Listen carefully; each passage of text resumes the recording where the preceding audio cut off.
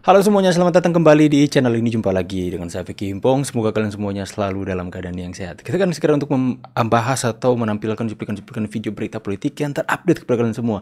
Ada berita-berita terhangat yang saya berharap ini bisa memberikan informasi terbaru dan ini bisa mengedukasi kalian semua di rumah. Tanpa perlu banyak basa-basi, kita akan segera bahas videonya satu persatu. Ubur-ubur ikan lele. Mahasiswa provokator Indonesia gelap ditangkap le. Gagal lebaran bareng keluarga. Ini zaman Prabowo bukan Jokowi. Baru ini teman-teman ya. Pusing kau deh. Wait, matanya udah bengkak aja.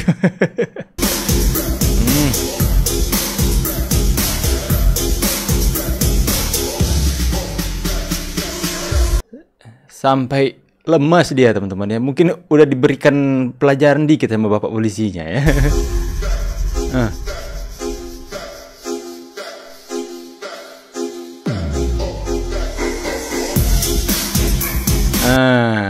Kapok kalian ya. Kapok kalian.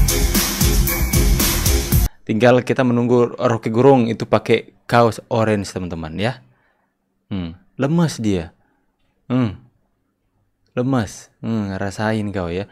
Itu orang tuanya itu capek-capek cari kerja untuk menafkahi kuliah mereka teman-teman. Tapi mereka hanya pakai bukan untuk mempergunakan apa yang sudah diperjuangkan orang tua dengan baik, tapi hanya dijadikan alat untuk demo-demo gak jelas, malah jadi provokator lagi.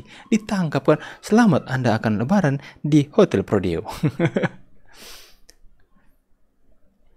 Dari Pak Jokowi ya, ketika dia ditanya oleh wartawan mengenai framing yang dilakukan oleh Deddy Sitorus ya, yang mengatakan bahwa Pak Jokowi mengirim utusan ya, bahwa dia nggak boleh dipecat dari PDIP dan akan ada 9 anggota PDIP yang akan jadi tersangka ya. Jadi saya menanggapi respon Pak Jokowi yang ini ya, coba lihat dulu ini. Oh, itu kita sudah lihat mana Pak Jokowi bilang kesabaran ada batasnya ya. Udah lewat itu teman-teman. Next. Saya mau tanya kepada penerima kebijakan-kebijakan yang Siwa ada, ini. menerima atau tidak? Kelangkaan LPG kalian menerima atau tidak? Kalau ada orang salahkan kelangkaan gas melon saat ini pada Pak Jokowi, maka beta bisa bilang bahwa dia adalah BABI. Dikit-dikit yang salah. BABI. Jokowi. BABA. Inginkan Prabowo jika Prabowo tidak menangkap Jokowi. Jangan sampai sebelum Anda lakukan itu, 58% rakyat pemilih Prabowo Gibran sudah lebih dulu menggulingkan dasmu. Hidup Jokowi! Kalau misalnya jadi Prabowo, jadi presiden gak becus, Prabowo mendingan ganti aja. Ganti presiden itu tidak semudah Anda isap bibir banteng. Baik, sonde baik. Dengar tuh mahasiswa itu pemuda NTT Siwa ya. Ganti presiden itu apa kalian pikir semudah menghisap bibir banteng? Terbaik Siwa terbaik ya. Satu persatu para pembenci presiden masuk penjara. Kita tunggu yang mengatakan Prabowo anjing giliran masuk bui. Terima kasih netizen mata elang yang sudah memviralkan. Rasain. Ini mak-maknya ya. Usul turunkan foto presiden, emak-emak ditangkap polisi. Jadi nggak peduli sekarang mau emak-emak, mau mahasiswa, mau engkong-engkong. Kalau udah melanggar hukum, tangkap.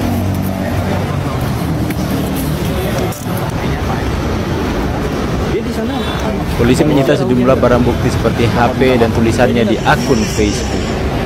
Itu barang buktinya teman-teman ya. Ini anak abah yang mabuk agama ini. Kalau tidak dihukum, tidak ada efek jerahnya mereka ini. Tidak ada yang dijadikan contoh. Kalau boleh usul, di sekolah-sekolah tidak usah lagi memajang foto presiden dan wakil presiden. Turunin aja foto-fotonya. Kita sebagai guru gak mau kan mengajarkan anak-anak didik kita tunduk, mengikuti dan membiarkan kecurangan dan ketidakadilan, tanda tanya. Cukup provokator ya. Bener, kita aja Gubernur Indonesia Anies Baswedan. Ini postingan yang bersangkutan. Setelah kita melakukan penyelidikan, kemudian kita meminta keterangan beberapa ahli, baik ahli ITE, ahli bahasa, ataupun ahli pidana, bahwa postingan yang disampaikan itu masuk dalam kategori menyiarkan berita bohong yang dapat menimbulkan keonaran atau itu teman-teman. Sekarang itu memposting saja. Jangankan Anda berkata-kata mencaci maki presiden, menyamakan presiden seperti binatang.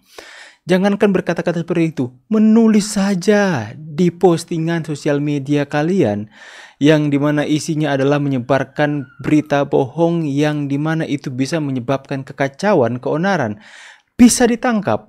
Apalagi mahasiswa kemarin yang teriak-teriak mencaci maki kepada presiden. Banyaknya mahasiswa yang mencaci maki presiden itu benar-benar layak dan pantas untuk ditindak secara hukum. Makanya jangan pikir kalian akan lolos, hai mahasiswa ya. Tinggal kita nunggu Rocky Gerung, teman-teman.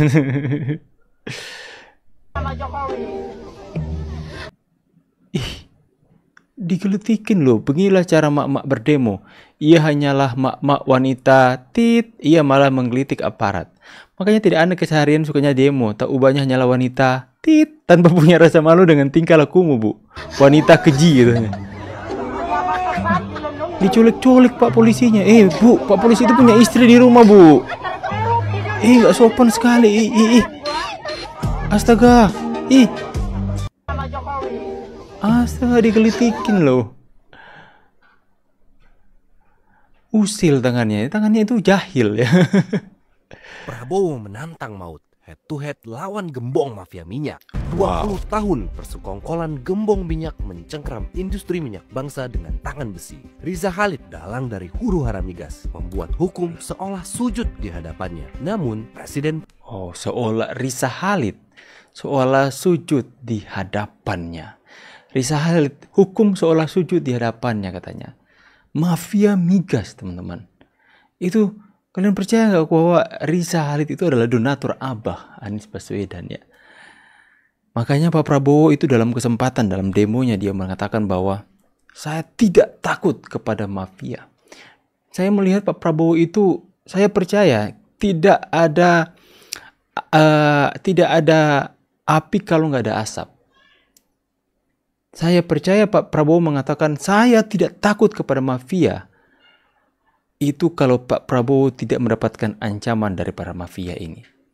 Saya percaya para mafia ini melakukan teror kepada Pak Prabowo, kepada pemerintahan Pak Prabowo dengan menggerakkan kerusuhan huru-hara lewat mahasiswa, teman-teman, yang mengintervensi pemerintahan Pak Prabowo agar supaya tidak terlalu fokus dengan yang namanya korupsi yang besar-besaran ini. Sejak pemerintahan yang silih berganti atas negara Republik Indonesia, mereka benar-benar tidak tersentuh oleh hukum. Ya, karena mereka mempunyai segalanya. Seperti pepatah mengatakan, kamu punya uang, kamu punya kuasa. Anda punya uang, Anda punya kuasa. Bahkan hukum pun mereka bisa beli, teman-teman. Petugas-petugas pun, hakim-hakim, oknum-oknum hakim tertentu pun mereka bisa sogok, mereka bisa bayar dengan uang yang begitu banyak. Inilah yang terjadi, tapi di era pemerintahan Pak Prabowo. Pak Prabowo berulang kali dalam kesempatan dia mengatakan dalam pidatonya, saya rela mati, saya bersiap mati untuk rakyat, bangsa dan negara. Kemudian dia mengikuti dengan, saya akan lawan para koruptor, saya tidak takut kepada mafia-mafia manapun. Itu kata Pak Prabowo. Wow. Itulah membuat saya dan mungkin kalian semua optimis tentang bagaimana pergerakan Indonesia ke depan. Saya tuh optimis Indonesia akan maju. Karena ini akar permasalahan. Ya mungkin selama puluhan tahun kita terlalu teralih fokus kepada hal-hal yang lain. Padahal akar yang benar-benar membuat Indonesia sulit maju adalah korupsi di segala bidang. Mau di mana? Di PSSI, sepak bola, korupsi. Di Pertamina, BUMN, korupsi. Di zakat, ya di pertanian. Dalam segala bidang, di industri kapal, di mana lagi? Semua bidang terjadi korupsi. Itu yang membuat Indonesia nggak maju-maju sampai hari ini. Lantas, undang-undang perampasan aset yang dibilang itu bisa efektif dalam pemberantasan korupsi itu nggak disahkan sampai hari ini. Tapi mahasiswa itu demo-demo berteriak concern atau fokus dengan hal-hal yang tidak menjadi pokok permasalahan atas negeri ini, teman-teman. Membela koruptor. Jadi bagaimana pendapat kalian semua? Ya seharusnya apa yang sudah dibicarakan oleh pemerintah hari ini, bagaimana sedang dilakukan pengkajian untuk membuat undang-undang hukuman mati kepada para koruptor ini, saya pikir itu adalah sebuah langkah yang baru, yang berani dari seorang Presiden Prabowo Subianto. Kalaupun mentok sampai situ, miskinkanlah. Ada yang dari kubu sebelah mengatakan, kami tidak setuju hukuman mati. Minimal perampasan aset. Waktu hukuman mati nggak dibahas, mereka katakan yang lain, kami tidak setuju perampasan aset. Mereka itu antek-antek dan gembung-gembung para koruptor kayaknya, teman-teman. Membela para koruptor. Tapi mereka nggak pikir rakyat Indonesia yang benar-benar sudah selama puluhan tahun dijajah oleh oknum-oknum sebangsanya sendiri. Yang dimana mereka memperkaya diri mereka atas kesengsaraan rakyat yang di bawah. Bagaimana pendapat kalian? Silahkan tulis pendapat tentang kapan kalian di kolom komentar. Saya pamit dulu, see you on the next video and God bless. Bye.